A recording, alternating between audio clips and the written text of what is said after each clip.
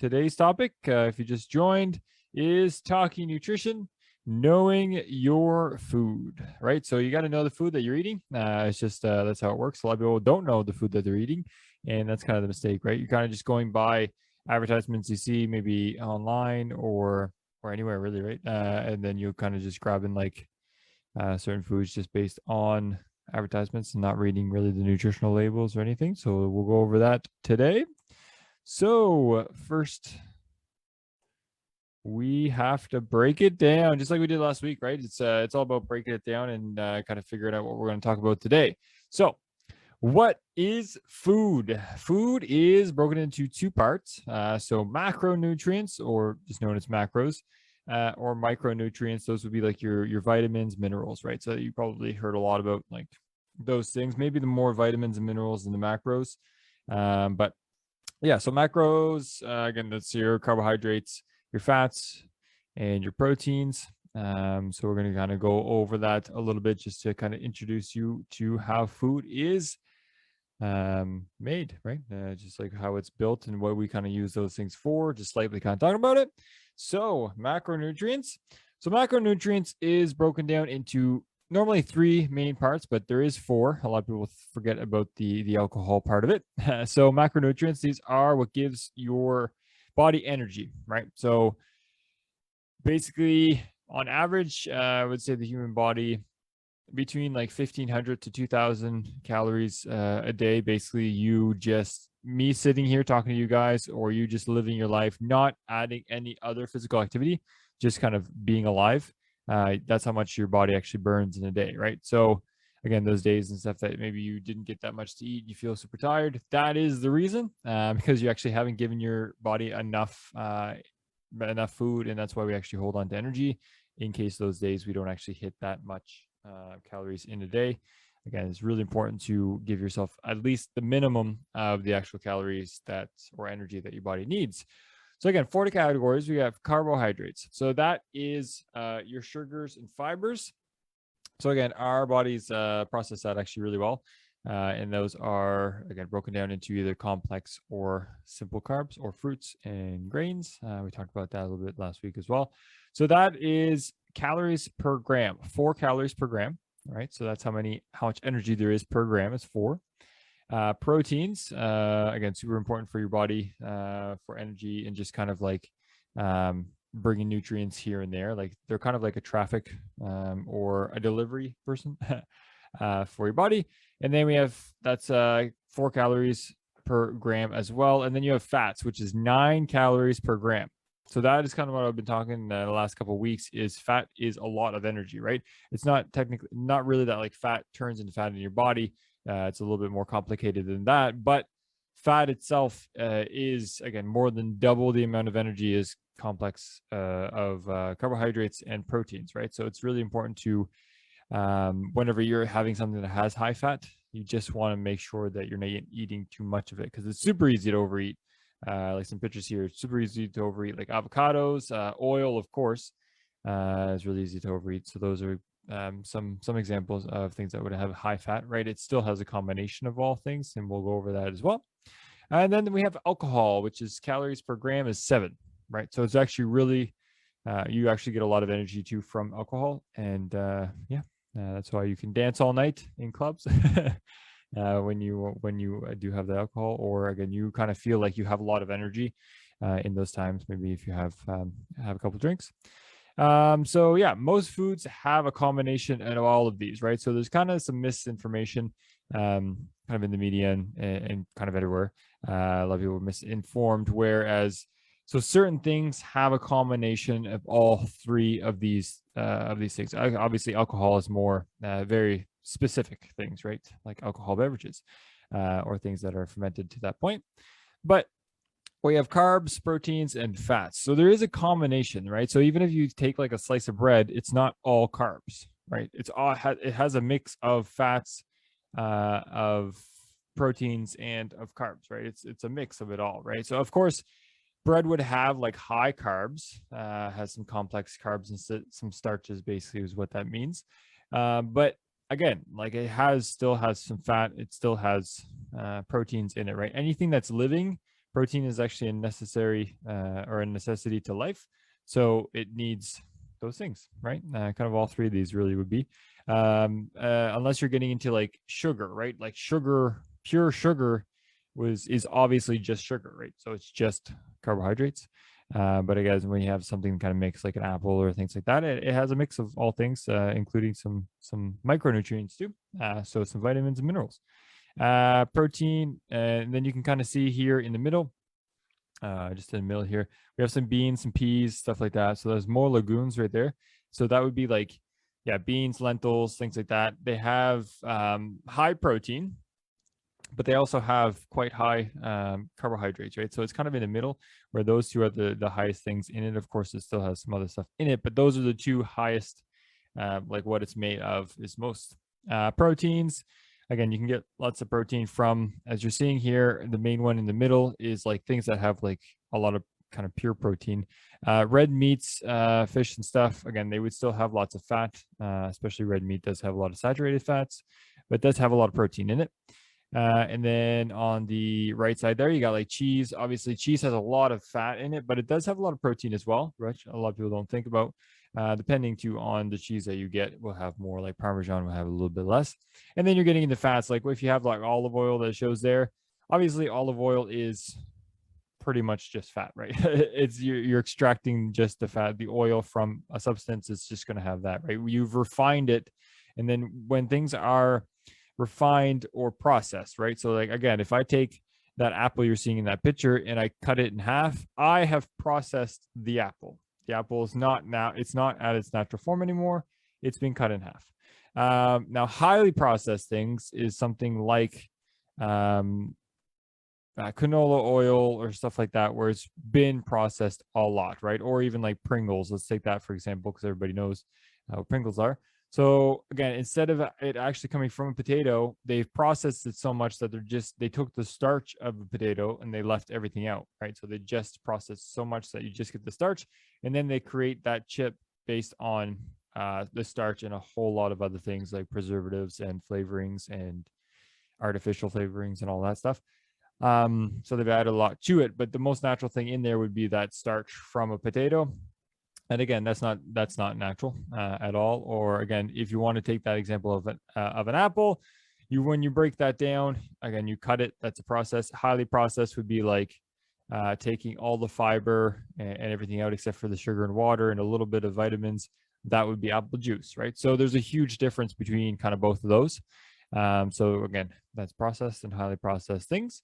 And that's kind of how you take out some macronutrients and stuff. Anything that's natural normally has a combination of all three of these, right? So that's kind of a little bit of macronutrients. So most foods, again, have that combination of carbs, proteins, and fats. And we just went over that here. So that is macronutrients. Let's talk a little bit about micronutrients. So these are very small vitamins and minerals that, again, basically they don't have too much calories to them. They don't have any calories to them. It's actually the vitamins that help your body run, right? So the best way to look at it is the calories, like the protein, the carbohydrates, the alcohol, and the fats. Those are the things that run your body. So that's like your fuel, right? And then micronutrients are things that kind of keep your body running smoothly, right? So you need certain vitamins for certain things in your body to work, right? There's a lot going on. You're using a lot of energy just being alive, right? Without walking, without anything, without like, even if you're asleep, you're burning a lot of energy because again, your heart's pumping and everything inside of you is still moving and your body's doing a lot of stuff, even if you're just standing still. So that's why, again, physical activity is super important to add in there, right? So to kind of keep all of this moving and actually breaking down those things, physical activity helps a lot. So you're actually breaking down foods to actually extract all of these things, macro and micro. And that's why physical activity is really important, because it helps to speed the metabolism up, break those things down, and use them really efficiently, right? So that's what you want to do. You want to use all of this stuff in your body, but you want to do it in a clean way, and you want to do it in a very efficient way, right? So certain things too are not efficient, where, again, even processed stuff, it's not efficient because it doesn't really give your body a chance to break it down, right? For instance, if you went to McDonald's and then you got a meal, they have processed it so much, and you're using so much process in it that your body actually doesn't take anything out of it. It's already been digested, if you can think of it that way, right? So like if you eat McDonald's, like within an hour, maybe even less, you're actually hungry again, even though they're like, I think a Big Mac meal is almost a full day of calorie intake, right? It's like close to 1,000 calories just in that like burger or even that meal. Um, but then an hour later, you're already hungry, right? So that doesn't even make sense, right? And you don't really feel good after. That's the reasoning. It's already been processed. It doesn't have any micronutrients in it, and that's super important. And then no fiber and stuff, but the micronutrients is very important, right? And you want to get it from the source. As you're seeing here, there's just some examples of those micronutrients and kind of what foods to get them from. Yeah, so B vitamins super important. They would have different names, obviously, than the B1 and stuff like that when you're reading it in the back of the label. But again, just having a variant, just a lot of different things in your lifestyle, in your diet, is super important, right? So like leafy greens and stuff like that, that would give you K vitamin. Obviously, everybody knows like A vitamin would come from like carrots, come from a lot of fruits, like kind of citrus fruits as well. And yeah, just all these type of things here. But again, super important because it keeps your body running, and then we're going to go over that a little bit here.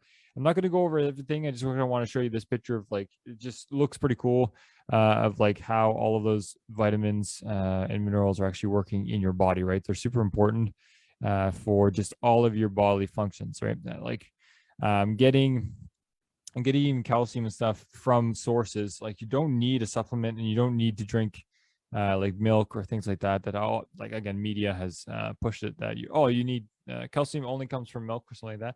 Milk is high in calcium, but again, it has a lot of other things too that your body necessarily doesn't really need. So like you can still get calcium from like broccoli, right? Broccoli is pretty high in calcium, and then a lot of fruits, vegetables would have a lot of calcium as well, right? So they would actually have it a lot.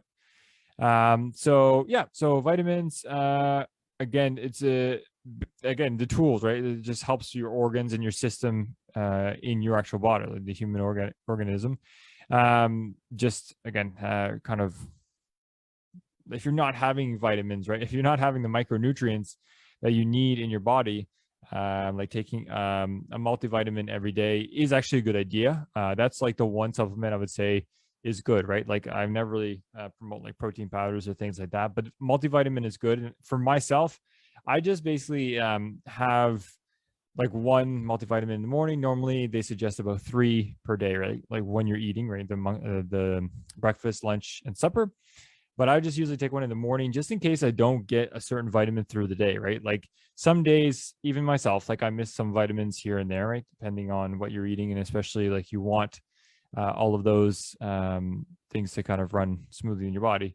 And if you miss like one for one day or something like that, it's not really a problem, right? Like if I didn't get like a vitamin C or vitamin D today, it doesn't really make a big difference, right? It's when you're missing a vitamin D for a long time, right? And a lot of people get kind of like a deficiency of vitamin D in the winter, and that's actually usually what kind of causes you feeling down, right? So if you kind of feel like blah in the winter, that's probably a very good indication that you have a deficiency in vitamin D, which is super important to get. Actually helps to break down vitamin C as well. So they actually go hand in hand and they work together really well.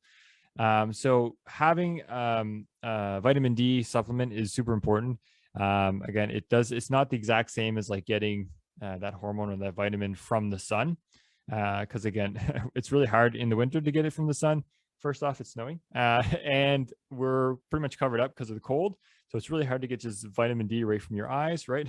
So that's usually the only thing that's uncovered that you can get that sun, the vitamin D in your body. So again, supplements, make sure that supplement is a drop and it's not kind of like a pill, unless it's like an oil pill. The crushed pills or the white pills, they it will still work, but your body just doesn't absorb it as well because it's a fat soluble vitamin. So if it's in fat, it works a lot better where it's actually going to work in your body. So again, if it's a pill, it would absorb about 30, whereas drops and stuff right on your tongue, you'll absorb about 90% of it. So again, that's just kind of a life hack, if you will. And yeah, so I just kind of wanted to show you just a couple of examples of like what things are made up of, right? So just like I was saying that things are made up of different things, but to actually show you here, I find that's actually really important. Like I'm very visual, so I'm hoping everybody here is visual as well. So again, the difference between white rice and brown rice is mostly micronutrients, right? So they both still have carbs, they have fats, they have proteins. Your brown rice is going to have more because it just hasn't been broken down. So there's like a husk on top of brown rice and grains, right? Grains in general have like a husk, and then they usually have like a germ in it. So this one here, again, the reason what makes it brown rice, and that's why everyone calls it brown rice, is because of the actual shading of that husk that's on top. And what that does is it actually protects the grain. So it's actually there as like a jacket or there as like a protection of shell, right, if you will, or a skin over the brown rice to protect the rice, to protect the white rice that's inside. So white rice is basically just brown rice without that husk on top. So if you remove the husk, you're actually going to remove some vitamins. And the reasoning behind that is because some vitamins are actually damaged from the sun.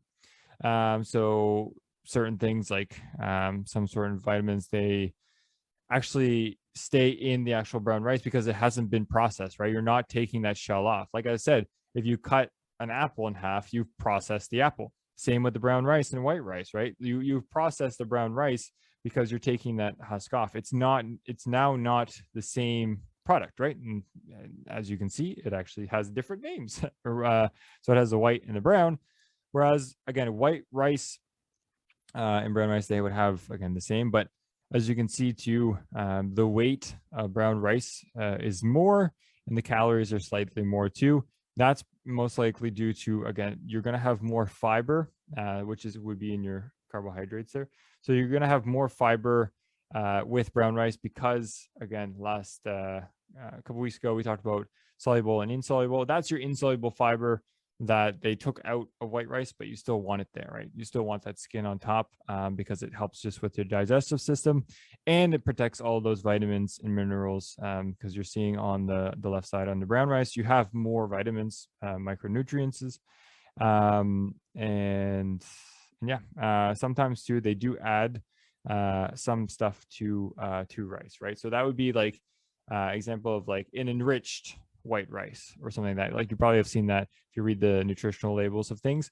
Enriched or fortified basically means that because of white rice, because they took away some things, they'll actually add some things back into it.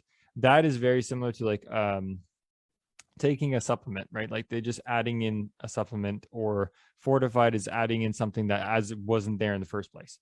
So again, the B9 there, the reason why it's much higher in the white rice is because most likely it was added to it. Because again, wouldn't make sense. And again, so if you're eating more, you would have to eat more white rice to get the same micronutrients, and I guess even more fat and protein than you would if you ate brown rice, right? So that's why eating brown rice is better because you're getting more nutrients with lesser calories, really. And that's always good. And keeping things at the most natural form. This is the reason, right? Because you want the things to be natural because they have everything that you need in them, and it's not being taken out, right? Some things you have to process, or it's not edible. But again, things like this, it's just unnecessary, really. They just do that so it has a longer shelf life, and then they even bleach it sometimes with white rice to again kill the bacteria, and then they have a longer shelf life. That's normally the only reason why you would actually do that, or even just to make it stickier, but you can add stuff to it. And yeah, and another one would be flour, super important here. I will go over a little bit like I just talked about before with the rice. So whole wheat bread and flour, much better because again, it has a lot more vitamins in it. So this example actually has all of the percentage up. So like how much more percentage it has of these vitamins and stuff than the wheat flour. So the white flour, and the ones that you're seeing like a lot of, like this one, like some of these as here as well, like even folded again, I believe this one here is enriched. It doesn't say, it says wheat flour, but based on like the data, it looks like it's enriched or even fortified, where they're adding in things that wouldn't be in flour in the first place, right? So they're adding in some vitamins without, just so like if you're just eating bread, you're still going to get like folate, for example. And so usually what they do is when it's fortified, they add in a lot of the B vitamins, because something like a lot of people lack in B vitamins, because again, they're just not eating fruits and vegetables and getting them from the sources, right? So what they did a long time ago is they started to fortify some ingredients, so you can actually get those supplements or stuff from the actual foods that you're eating. Like a lot of people had a deficiency in certain things. So what they did, was to fortify or enrich products that wouldn't have it in the first place. Like iodine. Iodine is now in like every single table salt or any salt that you find on the counter or at the grocery store. So it's been fortified. Like they just added that to it because everyone was deficient years ago. I think in the 50s. So they added that to there. So then they actually get it from just using table salt. Now we definitely have enough because again we have more of certain vitamins as well, because we're actually a lot better at importing, right? So we're actually getting a lot more fruits and tropical fruits and stuff that we couldn't grow here, right? Like everybody knows, living in Canada or especially here in the Maritimes, unless we live off of like apples, maple syrup, and berries some parts of the year, it's really good that we have grocery stores and stuff now that we can import all of those really cool fruits, vegetables, and even a lot of other things that come from other countries. So we don't really need certain fortified foods anymore. They continue doing it, right? Because they're just going to keep doing what they're doing. But it's really cool. That's kind of how it's made up and how things are added and everything like that. So again, the moral of the story would just be like eat balanced meals. So again, I showed this slide here last week, but it's good to kind of see it again, right? Because it sticks in your mind. So eat balanced meals that have a lot of macro and micronutrients from various sources, right? Eating things at the most natural form is going to have more nutrients and the macronutrients as well. So especially if things are not processed, like fats, cheeses, and stuff like that, where it has a lot of fat in it. Unprocessed things like avocados and things, if you get it from the source, it has a lot more of other macronutrients to balance it out. So all three of them to actually work really hand in hand. So like the protein, the fats, and the carbs work really well hand in hand to help digest each other, right? Definitely drink lots of water as well.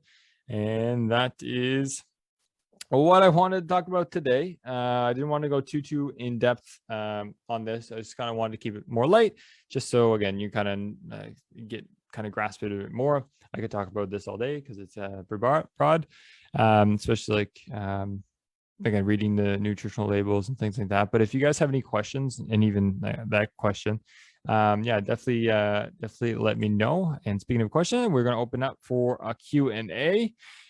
So let's see if anybody here has some questions. Just gonna go to the chat here. All right, perfect. All right. The question here is, so if you have certain fruits and vegetables and stuff like that, like someone's just asking if you had like the same fruit and stuff every day, is that good, or should you mix it up? It's actually really important to have the variety. So you really want that variety in your foods, right? Because like certain foods have different micronutrients than other foods. It just makes sense, right? That would change the color. That would change a lot of the food, right? The food itself is rich in certain things, and depending on what soil that it's grown in, some fruits and vegetables actually lack some of those. But again, keeping it nice and the variety really high, right? Like not having just bananas every day, or again, they're rich in potassium, or just having, I don't know, oranges that are rich in vitamin C, right? You want to mix it up so you have different vitamins for different things. Just like certain foods have a lot of protein in them, right? So like meats or beans or stuff like that. the fruits and vegetables, those are the one that's really the powerhouse behind micronutrients. Is of course they'll show up in almost everything else, but the fruits and vegetables really have like a really high source of micronutrients, where a lot of people are just lacking eating those in their day to day, or they're eating really processed versions of those, which again, you want to eat it at the most natural form, right? Going in, getting a tomato, or instead of having like a tomato sauce, right? Try to make your own tomato sauce at home, and kind of break it down from there, right? Because then you know exactly what's in your products, right? So that's super important. Another question here too is, how do you know kind of what's in your food, right? Like for the macronutrients, the micro and the macros, you can actually just look on the back of the actual product, unless it's like fruits and vegetables, like any produce doesn't have that information at the grocery store, because that, like I said, it all depends on where it was grown, where it's stuff. But most, like a carrot has a lot of vitamin A, right? We just know that. Whereas if it's not like super orange or something like that, maybe it has a little bit less. But you want to just make sure you're just getting those fruits. Like they will have those vitamins and stuff, because they enrich the soil while they grow it, and the carrot can't really grow without that. So that's kind of what you want to look for. But look on the back of the nutritional labels and make sure you're reading those ingredients, right? Ingredients super important to read, because then if you can't read an ingredient, then you probably shouldn't buy it. Or if sugar is in the top 3 ingredients and it's not sugar or maple syrup or something like something sweet that you're buying, then you should not buy it. You should buy another variant of that. And yeah, so like ketchup, for example, the second ingredient, I think it's tomatoes, and then it's sugar after that, and then vinegar. So yeah, just again, maybe find an alternative for ketchup, or try hot sauce or something like that that doesn't have a lot of sugar kind of in it. But we'll talk more about that next week. But yeah, I think that's all the questions we had. So again, you guys can definitely ask more questions. We're here live on Facebook, but if you watch it after the fact, that's totally fine. I don't mind at all. I will answer those questions, even if it's a week or 2 days from now. I love questions. So if you have any questions about knowing your food, please let me know. But other than that, that is what I wanted to talk about today. And thank you all for coming out and watching it with me.